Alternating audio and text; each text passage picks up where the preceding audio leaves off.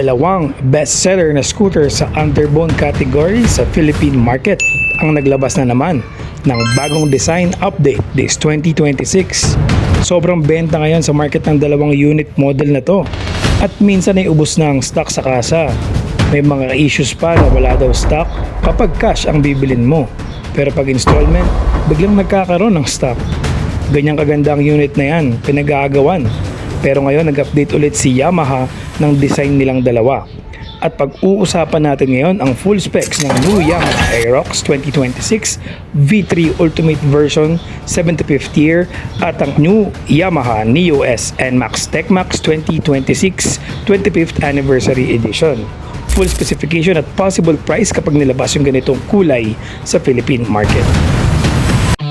Nung unang nakita ko tong bagong 25th anniversary na NMAX TechMax version 2026, talaga namang nagulat ako sa tindig at ganda ng stock na color. Combination ng red and black at silver, itong new NMAX TechMax 2026 na 25th year anniversary.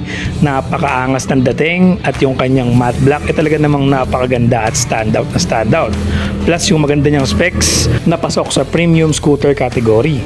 Ito naman ding bago na Yamaha din na 75th year anniversary na Aerox Ultimate Version 75th year anniversary 2026 napakaganda rin at ang ganda ng color combination. Ito namang isa ay white and red combination.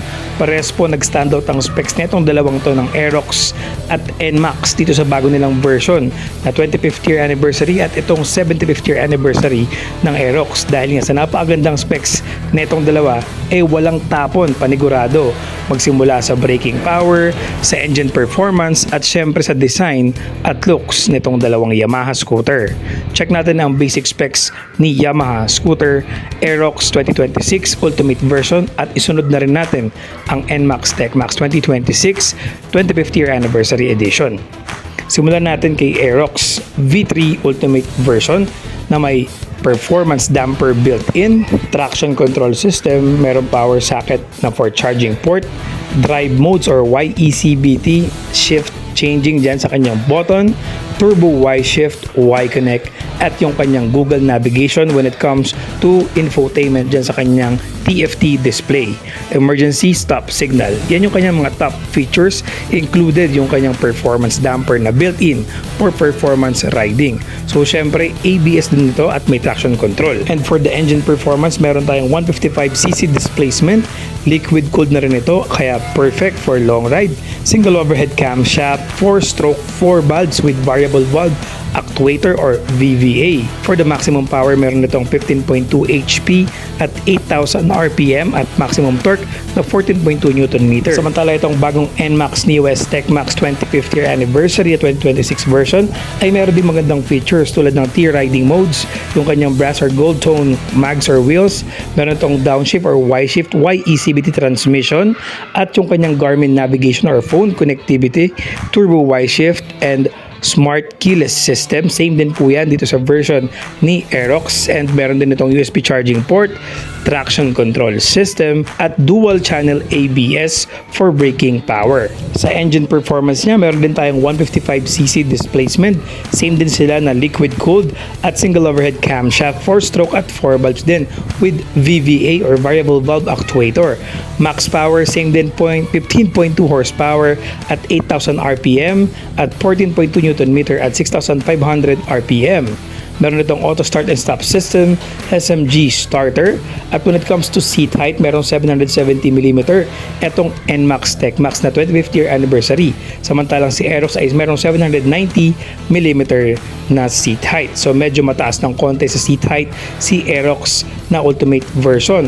When it comes to ground clearance, merong 125mm itong si TechMax 2026 version. Samantalang si Aerox naman na Ultimate version ay 145mm sa ground clearance. Mas mababa po ng konti itong si TechMax na 25th year anniversary. Sa mga ilaw nila, parehas naman tayo naka-projector headlight which is perfect at all LED lighting. Sa kanyang mga gulong, lamang dito si Aerox Ultimate kasi wide profile po ang gulong ni Ultimate Aerox version 2026 na V3 or yung SP. Pero this time, itong Ultimate version ay maganda dahil nga meron itong performance damper or yung kanyang built-in performance damper.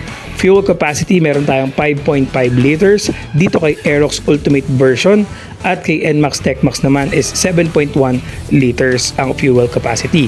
Dito makikita natin kung sino ang touring category or sports category. So this time, dahil nga small ang fuel capacity or tank capacity ni Aerox Ultimate, so malamang ito ang sports category para sa scooter ni Yamaha. At si NMAX naman, dahil malaki ang fuel capacity, 7.1 liters, ito ang touring category pagdating sa scooter ni Yamaha. So sa mga ilaw naman po, all LED lighting po ito, si NMAX TechMax at si Aerox Ultimate version.